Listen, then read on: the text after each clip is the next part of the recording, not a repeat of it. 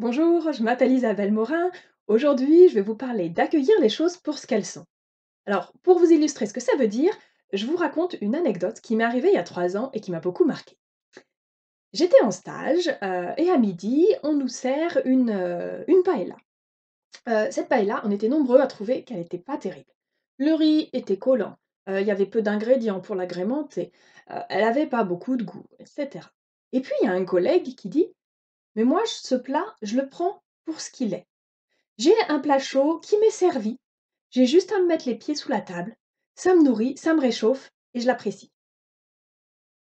Alors à ce moment-là, je me suis dit: «Oui, c'est incroyable». En voyant les choses comme ça, effectivement, ce plat devient beaucoup plus appréciable. Alors aujourd'hui, je ne suis pas là pour vous faire un cours sur la paella, mais plutôt pour vous parler de, ces situations où, quand on n'a pas exactement ce qu'on veut, on a tendance à comparer à, ce qu'on connaît, à ce qu'on a l'habitude d'avoir, voire à l'idéal de ce qu'on aimerait avoir. Et ça, eh ben, ça ne nous aide pas. Concrètement, j'ai observé la semaine dernière dans une activité, que je fais habituellement en biodanza où, si vous connaissez pas la biodanza, en gros, c'est un temps d'expression corporelle, en musique et en collectif. Donc c'est une activité qu'on ne peut pas faire pendant le confinement et la semaine dernière, on a décidé de tester, de tenter de faire une séance, en distanciel. Et j'ai vécu vraiment une expérience extraordinaire avec quelque chose de nouveau, dans mon espace, dans mon salon, en lien avec les autres, sur l'écran, en pouvant jouer avec la caméra parce que parfois j'étais dans le champ de vision, parfois pas. Et je trouvais cette expérience fabuleuse et à la fin, il y a un collègue, qui lui a dit, «Franchement, ça remplace pas le présentiel mais bon, tant qu'on n'a pas le choix, c'est mieux que rien».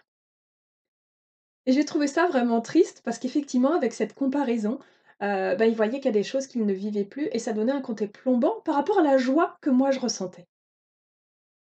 Un dernier exemple, concret, qui remonte tout juste à hier, où j'accompagnais un groupe de demandeurs d'emploi qui vont être en formation ensemble pendant 1 mois et moi j'animais la première journée pour créer du lien dans le groupe, apprendre à se connaître, se fédérer et cetera.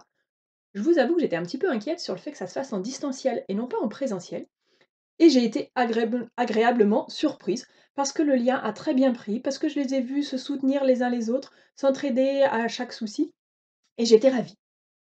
Et à un moment, il y a une personne qui était un petit peu moins à l'aise que les autres qui a exprimé, que, bah, voilà, elle a dit: «On a besoin de soutien et on sait bien que le distanciel, bah, ça permet pas l'entraide». Alors là, j'ai pas pu m'empêcher, de dire au-delà de cette généralité, de cette croyance, ce que moi j'observais et de dire que depuis plusieurs heures, j'observais combien ils étaient en lien les uns avec les autres, combien ils se soutenaient, ils s'entraidaient.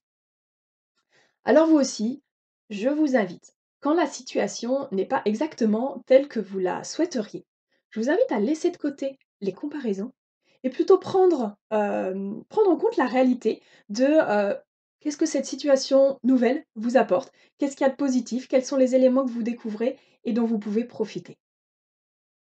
Merci de m'avoir suivi. Si vous ne l'avez pas encore fait, je vous invite à vous abonner à ma chaîne YouTube. Vous pouvez également liker cette vidéo et je vous retrouve la semaine prochaine.